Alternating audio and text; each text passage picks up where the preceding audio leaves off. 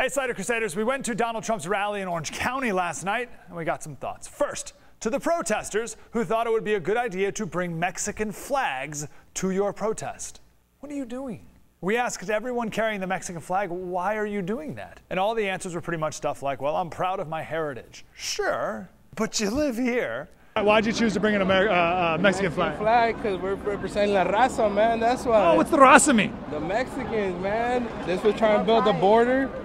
And of course, I can say the basic, go back to where you came from. That's not helpful. I want to make this point instead. A lot of Donald Trump supporters believe and are concerned that many illegal immigrants don't assimilate into American culture. Now, whether that's right or wrong, that's the perception. You're not helping that perception by waving the Mexican flag. Now, a lot of the protesters are against Trump's immigration plan. They don't know what it is, but they're against it. So we picked on some low-hanging fruit that we can all agree on. And I asked people, if an illegal immigrant murders someone here, should they be deported? No, of course not. They need an opportunity to redeem themselves, just like any American. Now, that guy doesn't think so, but everyone else we talked to said that, yes, an illegal immigrant who murders someone should be deported. Good. We got a good start here. We can work together now. Now, I would argue that Hispanics and immigrants should be the loudest voices against illegal immigration. They should be the loudest voices in favor of orderly immigration and in favor of deporting murderers, because these people make them look bad. Let me put it like this. If I was an immigrant to Canada, I'd say, listen, guys, I'm super grateful that you're letting me be here. I love it here. Hockey's awesome, and I'm going to help make Canada great again. It's going to be great. Just a heads up, though. That guy over there is a murderer and a drug dealer. You should check him out.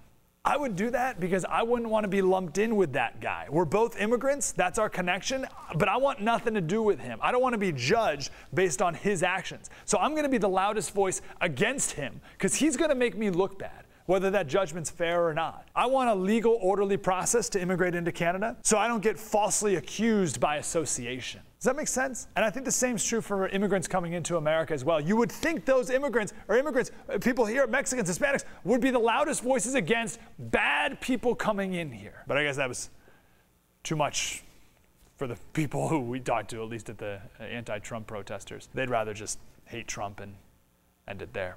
I want to give one more example of thoughtlessness that I saw. Maybe I'll characterize it as misguidedness, because I think the mom that I'm talking about here realized it after we had a conversation. There was a woman there. She was about, 40 years old. She looked white, but her two sons were there, 16 and maybe 10. They're Muslim. And mom had a sign about bullying and how Trump's rhetoric is making kids bully her son at school. And I talked to the kid. He's such a cute kid, good kid. And I said, what are they doing to you? And he said, oh, the kids are throwing pepperoni at me because I'm Muslim, and they call me a terrorist and stuff like that. It's horrible. But this mom, rightfully angry, she's at an F Trump protest, right?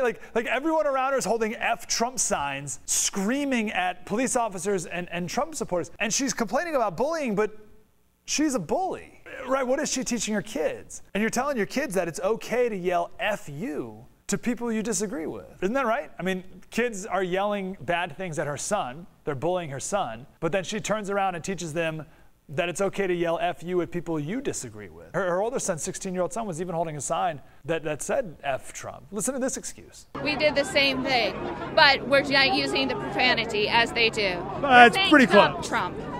That says, close, but you know what? It's all what he says. Real quick story MLK would tell often. He was driving with his brother. His brother was driving in Chattanooga. And people who were coming the other direction weren't turning their brights off, right? And they were getting blinded. And they kept doing this, right? People kept blinding them. So his brother, MLK's brother, got really upset and said, all right, next person I'm driving by, I'm gonna flash my lights at them so that they can't see. And MLK said, no, don't do that. If you do that, then the whole highway is gonna be flooded with light, and then we're all gonna die. He said, somebody's gotta have some sense on this highway. Force begets force, hate begets hate, toughness begets toughness. And it's all a descending spiral, ultimately ending in destruction for all and everybody. That's what MLK said. Somebody must have enough sense and morality to cut off the chain of hate and the chain of evil in this universe, and you do that by love. So, some thoughts for the protesters, some tips. Don't block traffic.